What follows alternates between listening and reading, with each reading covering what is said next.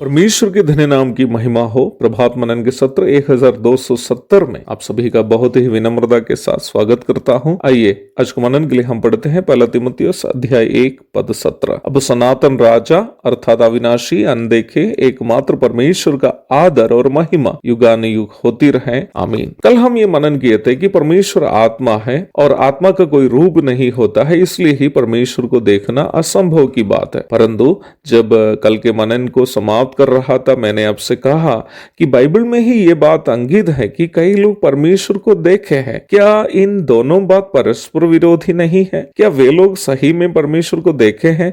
यदि देखे हैं तो क्या देखे हैं? आइए हम परमेश्वर के वचन से ही इन महत्वपूर्ण प्रश्नों का उत्तर ढूंढेंगे। पाप के कारण परमेश्वर से अलग हुआ मनुष्य का संबंध परमेश्वर से टूट चुका था, परंतु मनुष्य से प्रेम करने वाला परमेश्वर मनुष्य को कभी भी हमेशा के लिए खोना नहीं चाहता था। उत्पत्ति की पुस्तक में ही परमेश्वर अनेकों भक्तों से बातचीत करते हुए हम देखते हैं।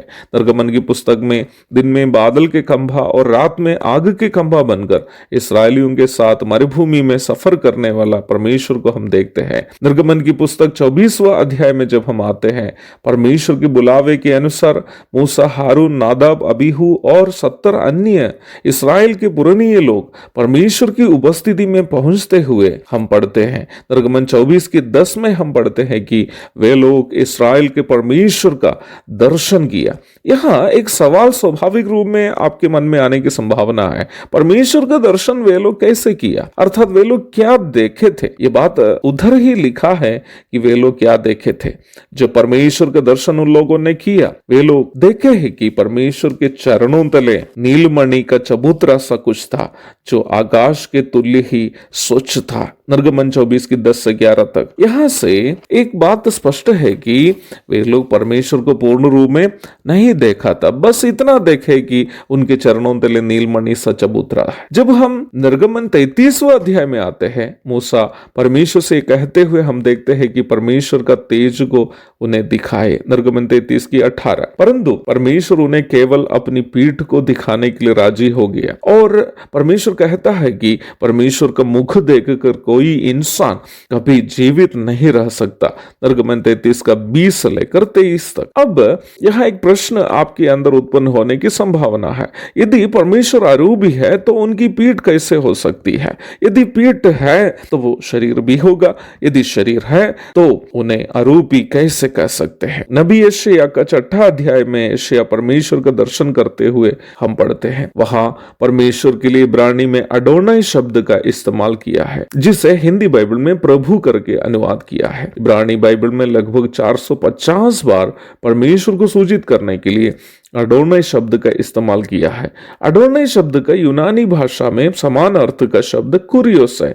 इन दोनों शब्दों को हिंदी बाइबल में प्रभु शब्द से अनुवाद किया गया है। नया नियम में यही प्रभु शब्द को कई बार प्रभु यीशु मसीह के लिए इस्तेमाल करते हुए आप देख सकते हैं। प्रेरितों के काम 2 की 36, रोमी 10 की 9 आदि पद इस विषय में महत्वपूर्ण है। जब हम दानियेल की पुस्तक में आते हैं, नेबुकदनेस्सर राजा के मूर्ति के सामने दंडवत नहीं करने के कारण शद्रक, मेशक एवं अबेदनगो को राजा के द्वारा बनाई गई आग की भट्टी में गिरना पड़ा। भट्टी में एक 14 व्यक्ति का दर्शन राजा नेबुकदनेस्सर करते हुए हम पढ़ते हैं और 14 पुरुष के बारे में राजा नेबुकदनेस्सर इस प्रकार कहता है, 14 पुरुष का स्वरूप ईश्वर के पुत्र के सदृश है। दानियेल 3 की 25।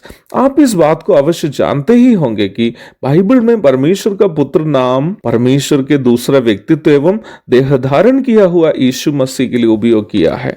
मत्ती 3 की 17, 17 की 5। यूहन्ना 1:14 में यूहन्ना इस सच्चाई को और भी स्पष्ट करता है, और वचन देहधारी हुआ और अनुग्रह और सच्चाई से परिपूर्ण होकर हमारे बीच में डेरा किया, और हमने उसकी ऐसी महिमा देखी जैसे पिता के एकलौते की महिमा। अगम्य ज्योति में रहने वाला परमेश्वर से मिलने के लिए पापी मनुष्य के पास कोई विकल्प ही जब नहीं रहा, परमेश्वर अपने आप को दीन किया और एक कुंवारी के द्वारा संसार में जन्म लिया, जो हमारे प्रभु यीशु मसीह है। इसका मतलब पुराना नियम के समय भी प्रभु यीशु मसीह ही जो मनुष्य बनने वाला था उस जमाने के भक्तों को अपना दर्शन दिया।